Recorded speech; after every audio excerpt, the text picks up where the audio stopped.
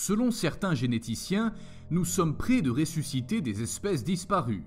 On parle d'animaux préhistoriques tels que le mammouth laineux, le bouquetin des Pyrénées, le tigre de Tasmanie ou le sympathique dodo. Mais que se passerait-il si certains de ces animaux représentaient un véritable risque pour l'humanité? Que ce soit en raison de facteurs tels que leur taille exagérée ou leur létalité, des animaux comme la grenouille Belzébuffo de Madagascar, la libellule géante connue sous le nom de Méganeura ou certaines espèces d'oiseaux peuvent engendrer des conséquences néfastes pour les hommes. Préparez-vous, car aujourd'hui nous allons nous aventurer à connaître 5 animaux préhistoriques qu'on ne doit pas ressusciter. Numéro 5. La grenouille Belzébuffo. Il y a environ 68 millions d'années, pendant le Crétacé et sur l'île de Madagascar, vivait un robuste amphibien qui pouvait manger de petits dinosaures.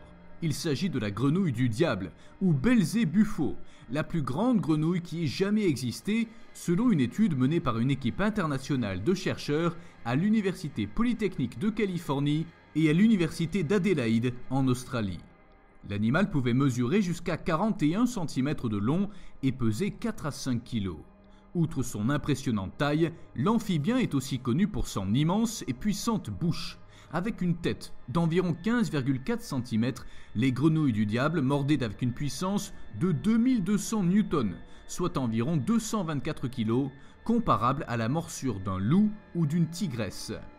Contrairement à la grande majorité des grenouilles qui ont des mâchoires faibles et se nourrissent de petites proies, les puissantes mâchoires de ce type de grenouille possèdent une force qui joue un rôle essentiel au moment d'attraper ses proies. C'est la première fois que l'on mesure la puissance de la morsure d'une grenouille, et le résultat sera très utile, non seulement pour une meilleure connaissance de la grenouille de l'enfer de l'ère des dinosaures, mais aussi pour mieux connaître les cératophrys actuels. Numéro 4. La Méganeura. Quel était le plus gros insecte qui ait jamais vécu? Le plus grand insecte connu jusqu'à présent était un prédateur ressemblant à une libellule. Son nom est Méganeura et il régnait sur les cieux avant l'évolution des ptérosaures, des oiseaux et des chauves-souris. Ce spécimen unique au monde est une libellule géante qui a vécu il y a 300 millions d'années dans les immenses forêts équatoriales chaudes qui couvraient alors le centre de la France. Il faisait presque 40 cm de long et 60 cm d'envergure. C'est l'un des plus gros insectes connus. Ces insectes géants vivaient dans des habitats plus ouverts et étaient de grands chasseurs depuis le Paléozoïque jusqu'à la fin du Permien lorsque les premiers reptiles sont apparus. En les comparant aux libellules actuelles, dont les techniques de chasse se divisent en 2 types principaux, celles qui chassent au poste, perché, et celles qui chassent en vol, comme les faucons. On peut attribuer ce fossile à la catégorie des chasseurs en vol. En effet, les yeux grands et contigus, avec un champ de vision de près de 360 degrés, une vision vers le haut et vers le bas, des pattes solides avec des pics pour saisir les proies, sont les caractéristiques des faucons parmi les libellules. Ces créatures étaient hypertrophiées dorsalement, c'est-à-dire que la forme incurvée de leur corps leur permettait d'avoir une vision à longue distance au-dessus d'elles, un trait convergent avec les libellules modernes.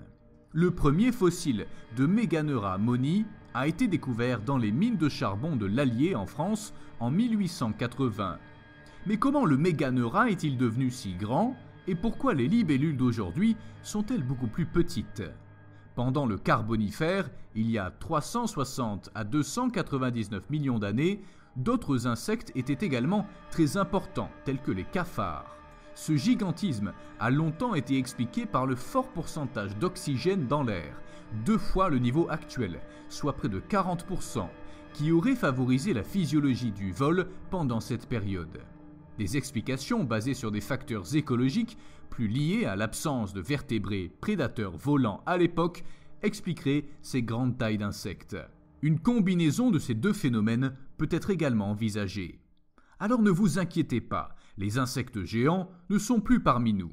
Mais la taille importe-t-elle quand on considère l'importance des insectes dans nos écosystèmes actuels? Numéro 3. Les Phorus racidés.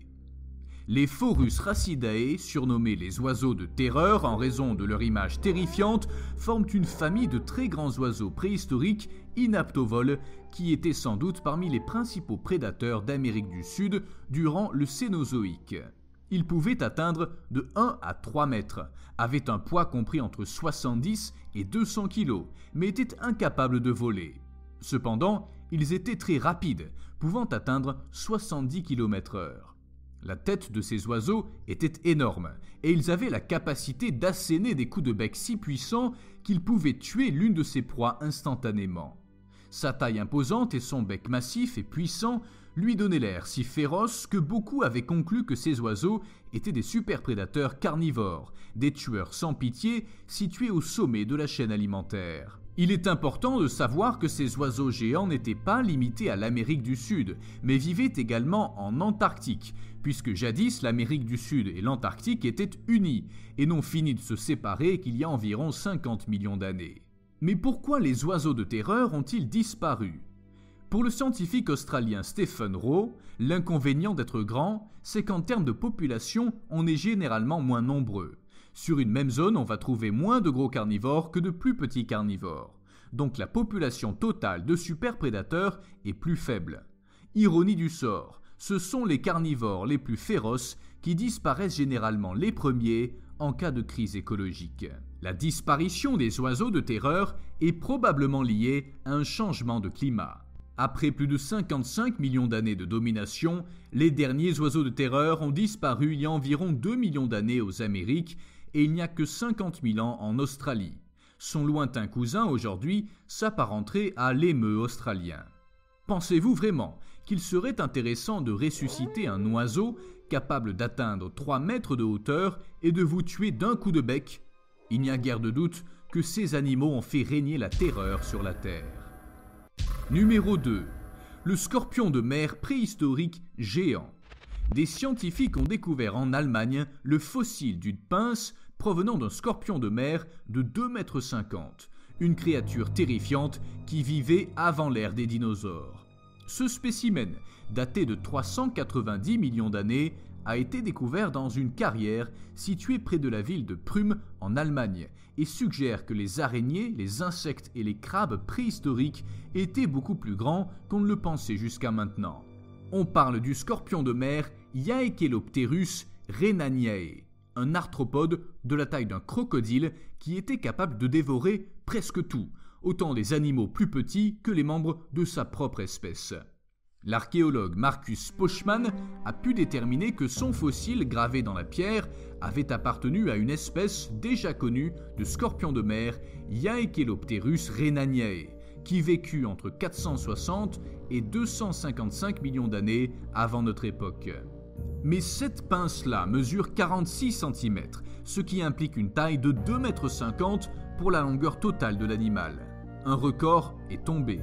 Les biologistes n'imaginaient pas qu'un arthropode ait un jour atteint une telle taille. La raison pour laquelle ces arthropodes préhistoriques ont atteint une telle taille est encore incertaine. Certains scientifiques avancent comme explication un taux d'oxygène élevé dans l'atmosphère de l'époque. Une autre théorie soutient qu'ils doivent leur taille à une course à l'armement avec leur principale proie, les poissons à carapace. Numéro 1. L'antélodon. Avez-vous entendu parler du cochon d'enfer ? Oui, vous avez bien entendu. Voici l'antélodon, aussi connu sous le nom de cochon d'enfer. C'était un véritable déprédateur qui a laissé sa trace pendant la préhistoire en Amérique du Nord. De la fin de l'Éocène jusqu'au début du Miocène, ils étaient les plus gros carnivores. Cet animal agressif était de la taille d'un rhinocéros et pouvait manger presque n'importe quoi. Ses proportions étaient prodigieuses. Il pesait jusqu'à 1 tonne et son crâne atteignait 1 mètre de longueur à lui seul. En latin, entélodon signifie à dentition parfaite et sa morphologie lui permettait d'infliger de terribles morsures. Ses muscles maxillaires servent de levier, étant capable d'ouvrir sa gueule à 90 degrés. En plus, il exerçait une pression plus forte que celle d'un hippopotame ou d'un crocodile. Sa mâchoire comprenait 4 types de dents, des canines, des incisives, des prémolaires et au fond des molaires. Ces dernières sont parfaites pour mastiquer de l'herbe, mais il est peu probable que ces énormes canines et incisives servent à brouter. En conclusion, l'antélodon était conçu pour mordre. Mais que peut bien manger un animal pour avoir d'aussi grandes dents ? À quoi lui servent-elles? D'après des empreintes fossilisées et d'autres indices, on a pu déterminer que l'antélodon vivait en petites unités familiales qui parcouraient de vastes plaines à la recherche de nourriture. Il appréciait particulièrement les trous d'eau où se regroupaient des animaux assoiffés. Il y trouvait des proies ou bien se servait sur les restes d'autres prédateurs. Si l'occasion se présentait, il avait même recours au cannibalisme. Des marques sur quelques dents trouvées indiquent que l'animal a mangé également des racines. On pourrait dire que l'antélodon mangeait comme un cochon. Selon les analyses scientifiques, son plus proche parent vivant est le porc, puisqu'ils ont quelques points communs avec les cochons, mais aussi avec les ours et les hyènes. Cet animal demeure un mystère pour les paléontologues. Son apparence est celle d'un cochon, mais sa férocité est celle d'un grizzly. Était-il chasseur ou utilisait-il sa force pour se défendre? L'antélodon n'est qu'un des nombreux animaux préhistoriques avec l'une des morsures les plus létales de notre planète. Si vous êtes intéressé à connaître d'autres monstres préhistoriques qui étaient capables de vaincre un T-Rex, voici la vidéo.